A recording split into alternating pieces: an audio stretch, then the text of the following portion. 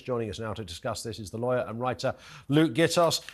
You kind of want to watch Matt Hancock, Luke, from behind a cushion, right? It's just, there's a little bit of me that's thinking, come on, Matt, you can do it, mate. You can make this work. But it doesn't really. It sort of falls apart. He's not, I suppose, what you'd call in legal circles, doesn't seem like a credible witness. No, he doesn't. He doesn't look very good under cross-examination. He doesn't hold up very well. He's quite inconsistent.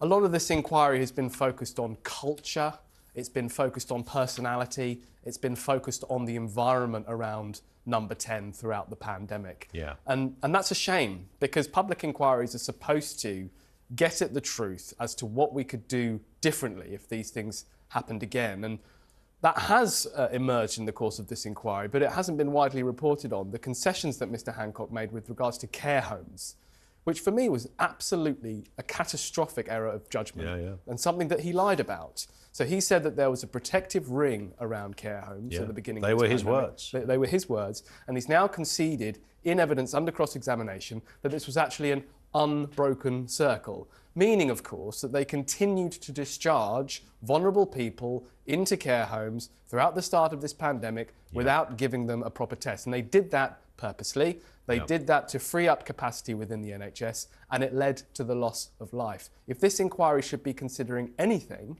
it's about how decisions like that came to be made. But of course, we're ignoring those important areas of the evidence and focusing instead on this circus around Dominic Cummings, around Matt Hancock, about who said what to whom, who called who what their WhatsApp said. I really do think this inquiry needs to drill down on the concrete mistakes that were made, the regulations that we can change in order to make this happen again, and also the big social questions that the lockdown posed. Was the lockdown the correct thing to do? Was the lockdown justified in the context of the social impact that it had? What were those social impacts? We're seeing other underreported areas of Matt Hancock's cross-examination, such as, how did this impact on victims of domestic violence? How did the lockdown impact on vulnerable people who suffered because they were locked down? We're not getting that reporting. This stuff is coming out in the inquiry, but it's not being talked about. Indeed, and the mental health of children, missing school, which was absolutely devastating, to the point of being unforgivable. I look at Matt Hancock, and I'm certainly not the first to say this, but if you consider the sheer seriousness of what we went through, what was being dealt with on a daily basis, the mere idea that Matt Hancock was in charge, more so now. I mean, at the time, I thought it was a little bit odd. What, this fella? He's the bloke running the health department? Seems a bit strange. But I look at it now. I mean, it's utterly bewildering to me that this fella was given this task.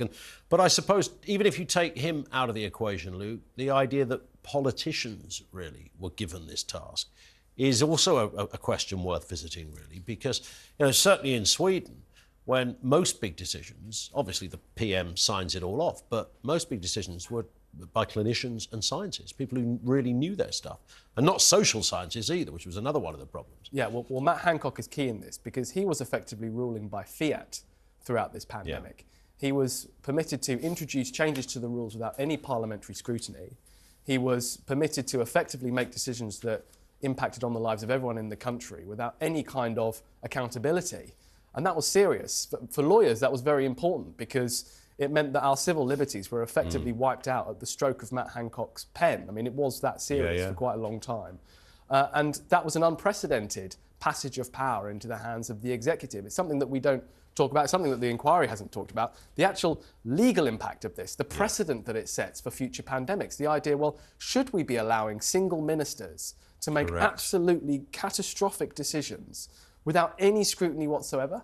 These are important questions for our constitution, for our legal history, and these are things that inquiries are perfectly set up to do. Absolutely, and remember the COVID Act, which was kind of on a rolling agreement, they could just rubber stamp it in his office, another 3 months.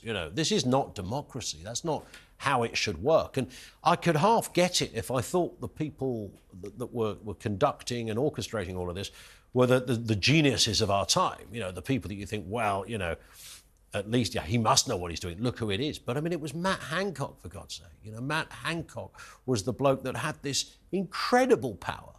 It wasn't just, in some departments of government, you don't get very much say. The Prime Minister has all the say and you make the odd appearance. But the Health Secretary, that is and was absolutely pivotal to this. Yeah, absolutely. And a big question that we're going to have to reckon with in the face of any future pandemics is how much we allow secondary legislation, which is legislation introduced by the Health Secretary, to effectively govern our lives. And I think one big unresolved question is how happy we are for our civil liberties to be beholden to that kind of power. I think it's very dangerous. Indeed. And if you ever needed sort of more evidence to compound this, sort of the ineptitude of Matt Hancock, this was a man that thought the way to rebuild his character was to go to the jungle and eat the genitalia of marsupials. Yeah, quite. I mean, we saw him a lot in the course of the pandemic. We seem to be seeing him all the more now. He seems to be desperately clinging on to public life. Yeah. But we shouldn't let him rehabilitate himself so easily. We should not see him entirely as this completely light,